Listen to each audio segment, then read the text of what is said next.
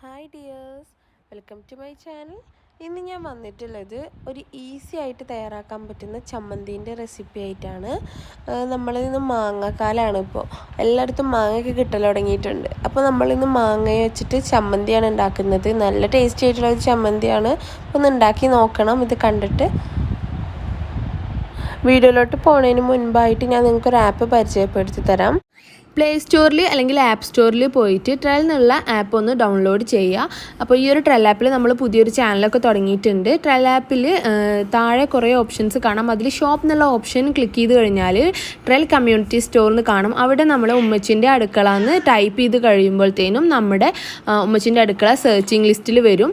അത് തുറന്നിട്ട് നമ്മുടെ ഈ ഒരു ചാനൽ ഒന്ന് ഫോളോ ചെയ്യുക. എന്നിട്ട് തുടർന്നും നിങ്ങൾ യൂട്യൂബിൽ തന്നെ സപ്പോർട്ട് ചെയ്ത പോലെ ട്രെല്ലിലും നമ്മളെ ഫോളോ ചെയ്യുക, സപ്പോർട്ട് ചെയ്യുക. അപ്പം നമ്മൾ ഈ ഒരു ചമ്മന്തി ഉണ്ടാക്കാൻ വേണ്ടിയിട്ട് ഫസ്റ്റിലൊന്ന് മുളക് വറുത്തെടുക്കുകയാണ് ചെയ്യുന്നത്, വറ്റൽ മുളക്. അപ്പം നിങ്ങൾക്ക് വേണമെന്നുണ്ടെങ്കിൽ നമ്മുടെ അടുപ്പിൽ കനലൊക്കെ ഉണ്ടെങ്കിൽ ആ കനലിലിട്ടിട്ട് ചുട്ടെടുത്താലും മതി കേട്ടോ. അപ്പം നമ്മൾ ഇനി അതല്ലാന്നുണ്ടെങ്കിൽ ഗ്യാസുമ്മൽ വെച്ചിട്ട് ചുട്ടാലും മതി. ഇപ്പം ഞാനിതിവിടെ വറക്കുകയാണ് ചെയ്യുന്നത്.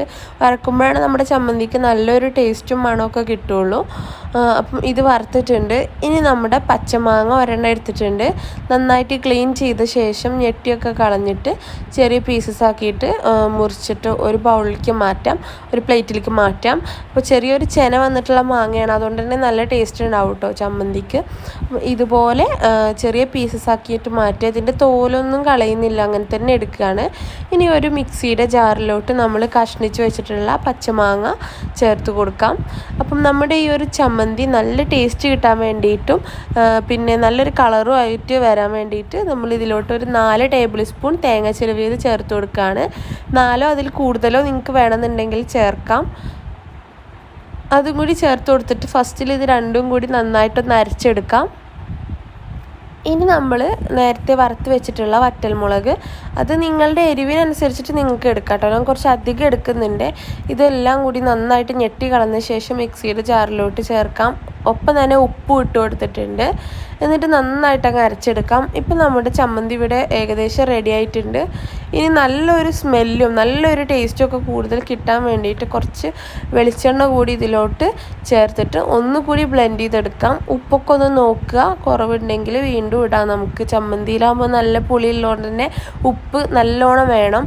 അപ്പം അതൊക്കെ നോക്കിയിട്ട് നമ്മൾക്ക് ഇത് ഒന്നുകൂടി അരച്ചിട്ട് ഇങ്ങനെ സെർവ് ചെയ്യാം. ചോറിൻ്റെ കൂടെ നല്ലൊരു കോമ്പിനേഷനാണ്, നല്ല ടേസ്റ്റി ആയിട്ടുള്ളൊരു ചമ്മന്തിയാണ്. ഒന്ന് ഉണ്ടാക്കി നോക്കണം മാങ്ങയൊക്കെ കിട്ടുമ്പോൾ.